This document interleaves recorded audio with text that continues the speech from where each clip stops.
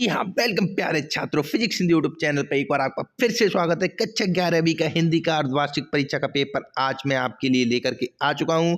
तो गाइज आपसे उम्मीद है इस वीडियो को पूरा देखना, अपने सभी दोस्तों को शेयर कर देना। कंप्लीट सॉल्यूशन के साथ वीडियो प्रोवाइड कराऊंगा और आपसे एक गुजारिश है, वीडियो के डिस्क्रिप्शन व्हाट्सएप ग्रुप की लिंक मिलती है, उसको ज्वाइन नहीं करते आप ज्वाइन कर लो, PDF आपको वहीं पर प्रोवाइड करा दूंगा।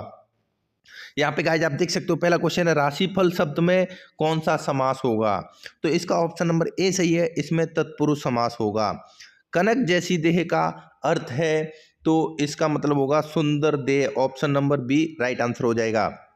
एंड गाइज थर्ड क्वेश्चन है गोदान के लेखक कौन है। तो गोदान के लेखक है वो है Munshi Premchand ji, option number B is right answer. इसके बाद हम बढ़ते हैं गाइज क्वेश्चन नंबर 4 की तरफ, जिसमें पूछा गया है नदिया का पानी में कवि ने किस प्रतीक का प्रयोग किया है। तो इसमें होगा जीवन की निरंतरता, option number A is right answer. And guys पांचवा क्वेश्चन है सागर का पर्यायवाची शब्द होता है, तो वो होता है जलधि, ऑप्शन नंबर बी। एंड छठवां क्वेश्चन है वह आया मैं वह कौन सा भेद है, तो वो सर्वनाम है। तो इस तरीके से हमने ऑब्जेक्टिव क्वेश्चन को फिनिश कर दिया है। अभी हम बढ़ते हैं रिक्त स्थानों की तरफ। तो इसमें पहला ही क्वेश्चन पूछा गया है कामायनी की रचयिता कौन थे। तो ये तो आप सभी को याद ही होगा, कामायनी के रचयिता थे वो जयशंकर प्रसाद जी थे। गाइस बिल्कुल भी टेंशन नहीं लेनी है, सभी के सभी क्वेश्चंस का सॉल्यूशन यहाँ पे आपको मिल जाएगा। स्वदेश प्रेम एक है, तो ये क्या है, स्वदेश प्रेम है, ये एक कविता है।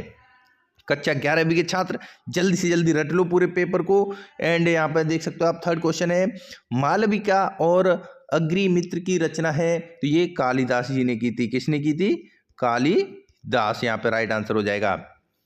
एंड चौथा क्वेश्चन है गाय कविता की कवियत्री कौन है, तो वो है महादेवी वर्मा जी है, तो यहाँ पे क्या आएगा, महादेवी वर्मा। तो भाषा का शुद्ध रूप क्या कहलाता है, तो वो मानक भाषा कहलाता है, तो यहाँ पे क्या आ जाएगा, मानक भाषा। एंड छठवां क्वेश्चन है पत्र के अंत में लिखा जाता है, तो वो लिखा जाता है या तो धन्यवाद लिखते हैं या आपका आज्ञाकारी पुत्र लिखते हैं, तो आप लिख देना धन्यवाद लिखा जाता है, थैंक यू। इसके बाद हम बढ़ेंगे ट्रू एंड फॉल्स की तरफ। तो पहला क्वेश्चन यहाँ पे पूछा गया है साकेत का रचनाकार मैथिली शरण गुप्त जी थे, तो ये गाइस आपका आंसर बिल्कुल सत्य है, इसकी रचनाकार मैथिली शरण गुप्त ही थे। दूसरा क्वेश्चन यहाँ पे पूछा गया क्रिया वह शब्द है जिससे किसी कार्य का होना या करना व्यक्त होता है, तो गाइस ये क्वेश्चन भी आपका बिल्कुल सत्य है। थर्ड क्वेश्चन है रामायण महाकाव्य है, तो ये भी बिल्कुल सत्य है, ये एक महाकाव्य है। महाभारत भी एक महाकाव्य है। चौथा क्वेश्चन वह सुंदर है वाक्य में वह क्रिया है, तो ये फाल्स है, तो इसको हम क्या करेंगे, ये क्रिया नहीं है, ये सर्वनाम होगा। एंड पांचवा क्वेश्चन है मुंशी प्रेमचंद कहानीकार थे, तो ये बिल्कुल ट्रू है, सत्य है, मुंशी प्रेमचंद की बहुत सारी कहानियाँ थीं। और छठवां क्वेश्चन है पत्र लेखन में दिनांक नहीं लिखी जाती, तो ये आपका असत्य हो जाएगा, गलत हो जाएगा, ठीक है, दिनांक लिखा जाता है पत्र लेखन में। इसके बाद हम आएंगे सही जोड़ी मिलाने के लिए। तो जयशंकर प्रसाद को डायरेक्टली कामायनी से ही मिलाना है आपको, मुंशी प्रेमचंद की गोदान से मिलाना है। इसके बाद आप देख सकते हो सुभद्रा कुमारी चौहान ने झांसी की रानी वाली कविता लिखी थी। एंड मैथिली शरण गुप्त ने साकेत लिखा था। ये इनको सभी क्वेश्चंस को याद कर लेना, पूरे के पूरे पेपर में आने वाले क्वेश्चन है। महादेवी वर्मा जी ने निहार लिखा था और हरिशंकर परसाई है वो व्यंग्य लेखक हैं। इसके बाद गाइस हम यहाँ पे बढ़ने वाले कामायनी किस प्रकार की रचना, यानी एक एक शब्द में आपको इन सभी क्वेश्चंस के आंसर लिखने हैं। तो कामायनी क्या है, ये एक महाकाव्य है, तो क्या लिखना है आपको, इसका आंसर महाकाव्य। इसके बाद साहित्य का उद्देश्य क्या है, तो साहित्य का उद्देश्य होता है वो होता है समाज को दिशा देना, तो यहाँ पे मैं क्या लिख दूंगा, समाज को दिशा देना। इसके बाद देखो भाषा की परिभाषा लिखिए, तो भाषा की मुख्य एक पॉइंट में आपको आंसर लिखना है, तो ये हो जाएगा विचार व्यक्त करने का माध्यम। भाषा क्या होता है, वो होता है विचार व्यक्त करने का माध्यम होता है। इसके बाद हम बढ़ेंगे क्वेश्चन नंबर 4 की तरफ, जिसमें क्या पूछा गया है, व्याकरण अर्थ है तो भाषा के नियमों का विज्ञान।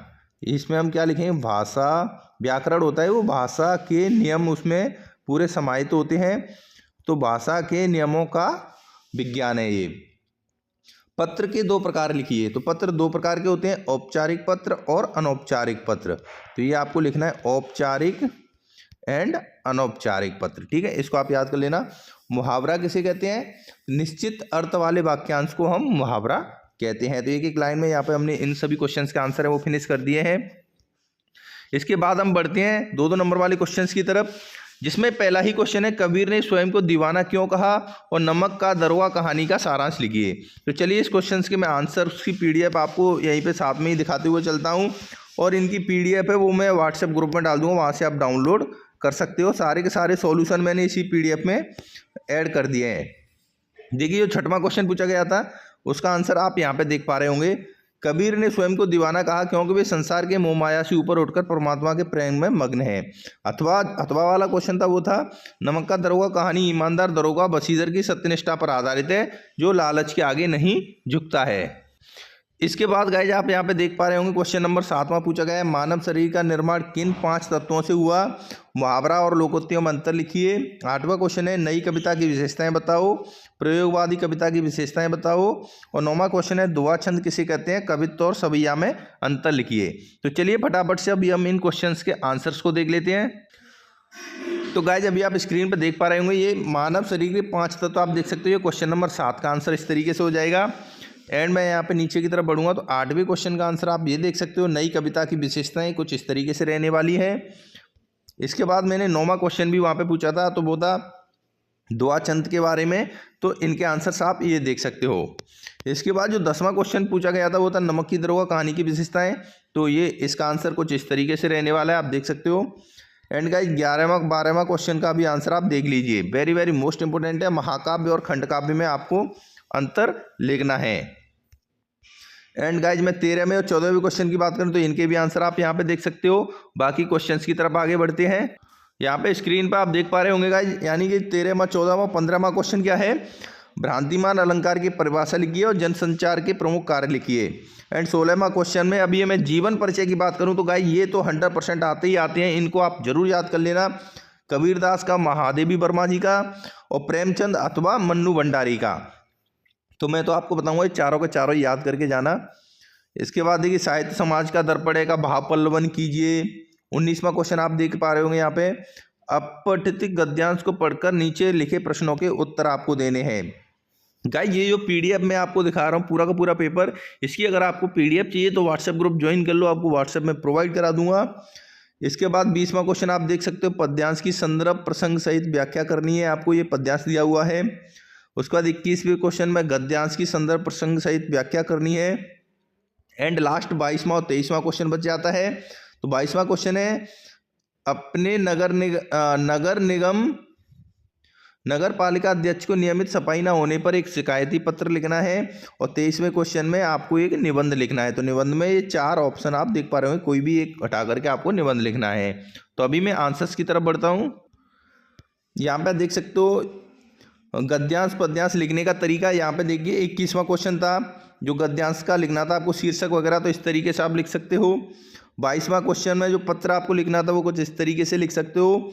एंड 23वें क्वेश्चन का जो निबंध है वो आपको कम से कम आप ट्राई करना 800 वर्ड में लिखने का, तो जिससे काफ़ी एग्जामिनर को अच्छा लगे और आपको पूरे के पूरे नंबर दे दे। तो ये सॉल्यूशन के साथ में पूरा क्वेश्चन पेपर ही मैंने आपको प्रोवाइड करा दिया है। तो इसका पीडीएफ चाहिए व्हाट्सएप ग्रुप ज्वाइन कर लेना, वहाँ पे आपको मिल जाएगा।